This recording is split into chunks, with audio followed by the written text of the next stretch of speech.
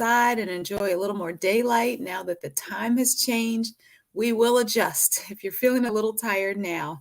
Now it's an opportunity to get out and start, if you have the land or some big pots, to start thinking about doing some gardening or experiment with container gardens to have your own fresh veggies and to get some activity in the evenings. So I just wanted to plant that little seed or that nugget. So last week, we started talking about behavior change, and I want to continue with thinking about some behavior change strategies, or really thinking about what we think about when we're thinking about healthy lifestyle changes. Last week, we talked about how those triggers, things that get in the way of us making our healthy choices. And one of the things that can get in everybody's way about anything, whether it's a health behavior change or anything that you want to do, is our thinking. I think it's, I think it's somebody like Joyce Myers who has a book that's entitled Stinkin' Thinking, right? So we all have to be careful of that in every area of our lives. And excuse me. And I encourage you, when you're thinking about behavior change, to be positive, to be kind to yourself, to be compassionate to yourself, whatever types of goals you're working on in your life. Change doesn't happen overnight. You've not been eating what you've been eating, drinking what you've been drinking, doing the things that you're doing. That didn't start overnight. It's been a lifetime. So be patient with yourself.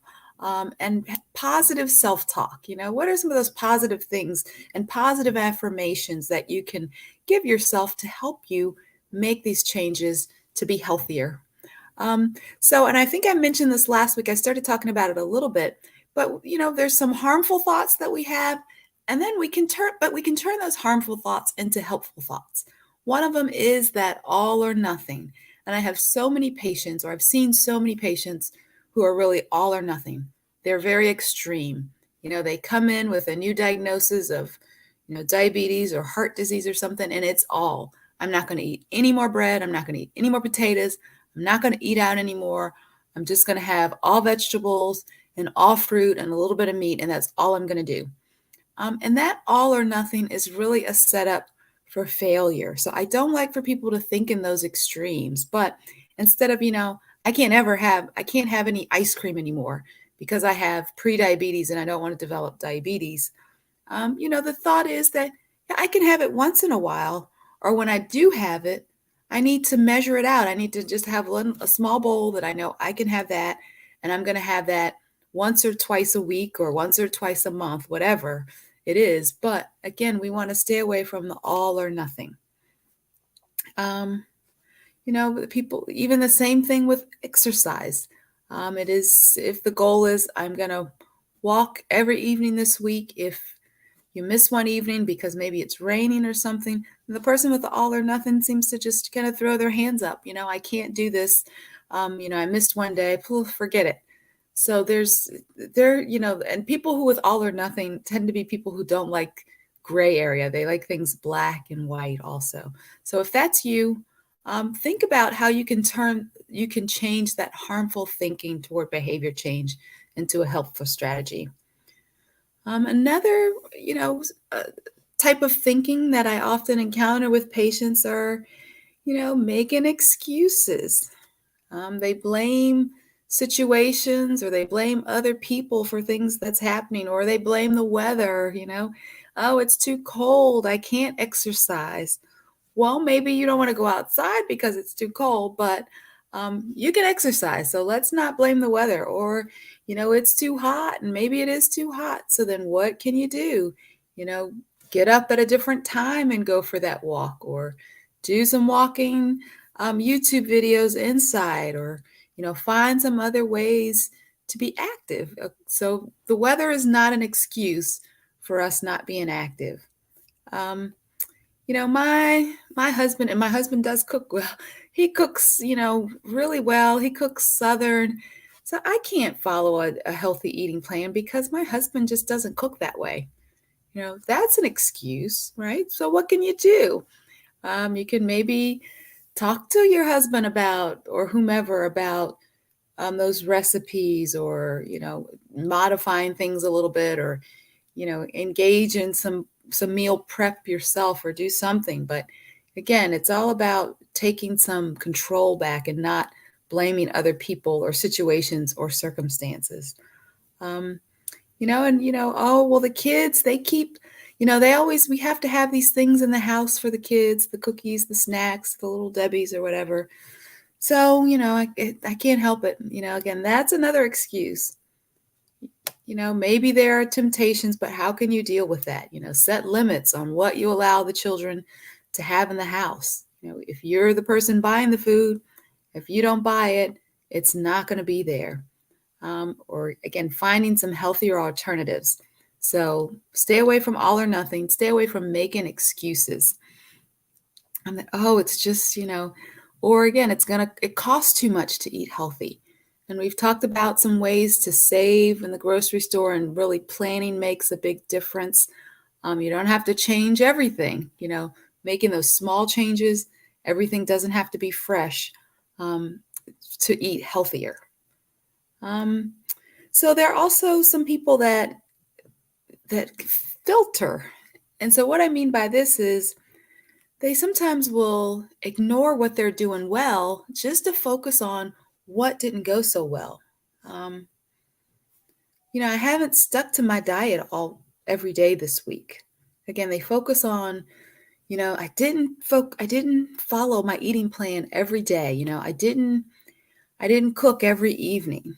But well, what did you do well? So maybe you cook 3 times that week, or you forgot to say that, I didn't go to the fast food, the drive-through. I was really tempted to go there, but I didn't go there. I put a lean cuisine in the microwave when I get home instead of.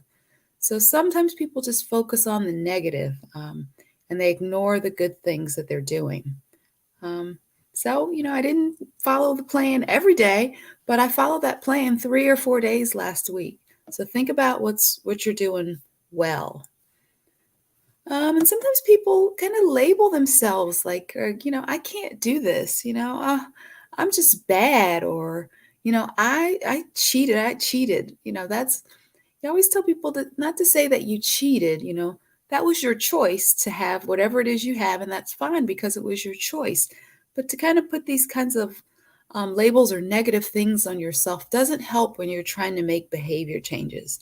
Or I can't cook. Again, that's kind of an excuse, and it's kind of saying, you're bad at doing that.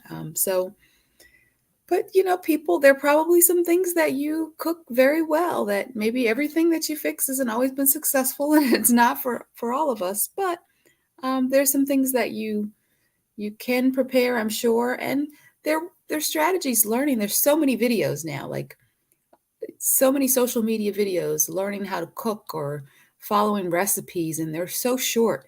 The social media influencers who do all of these cooking videos are really good at what they do, and you can learn how to fix a recipe in 2 or 3 minutes. So I would recommend, looking at some of those. So finding some strategies, again, to deal with the issues that are challenges for you, and finding ways to cope with those things. Oh, I can't, I'm out of shape, just again, kind of negative things.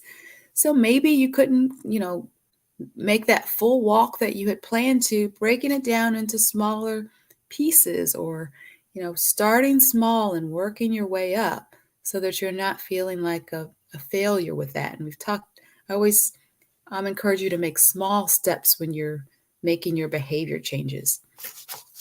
Another one that I hear often is just people compare themselves, particularly women. We compare ourselves to other people. And, if you start on a plan with some friends, or you start walking with friends, and then, people are progressing at different pace, or you're, on a weight loss program or a diabetes prevention program or something, and, people are losing weight at different rates. Sometimes we get into this, comparing ourselves to other people. And it's really important to realize and acknowledge that everybody's different. You know, we could have 2 people that are the same size and they eat the same things, but they're going to get a different result if it was a weight loss plan, because their metabolism is different and they're different people. So the same thing doesn't work the same way for everybody. So don't compare what you're doing or how you're doing with other people. Be comfortable with who you are and how the strategies that you're doing are working for you. Um, that person lost a whole lot more weight than I did. And it's okay. Everybody has different their weight loss. If weight loss is the issue, everybody plateaus at different times. Weight is tricky. Again, everybody's metabolism is different. Or ask the individual, somebody, other people, your support system, ask for other tips if you feel like what you're doing is not working. Let's talk about, some of the things that you're doing and how it's going for you. So ask other people.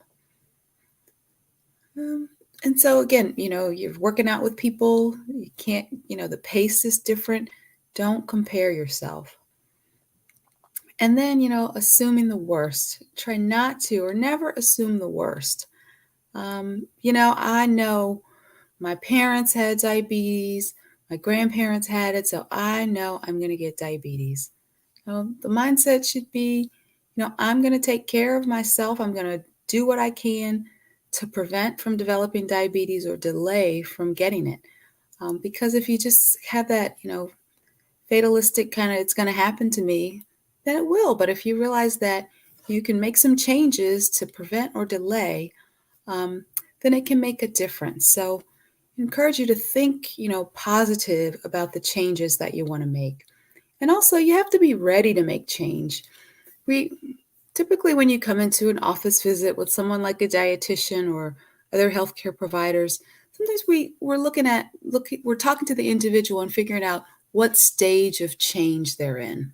Sometimes in life, when there are lots of things going on, there are lots of stressors, a lot of competing demands, that's not always the best time for someone to try to make a lot of lifestyle changes.